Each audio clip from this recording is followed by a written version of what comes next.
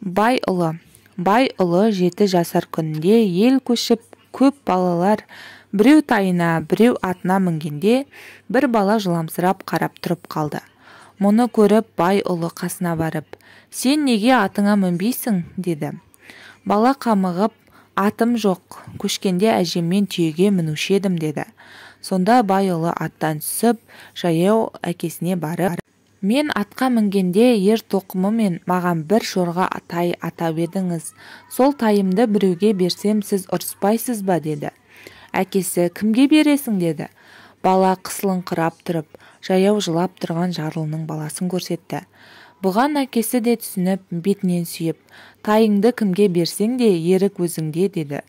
Сонан соң бай ұлы қуанып, тайды ертетіп, манағы балаға әкеп беріп, қасына ертіп алды да, шауып кеп көп балаға қосылды.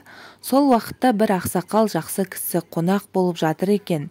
Бай ұлының әлгі мырзалығын көріп разы болып, сыртынан бата берді.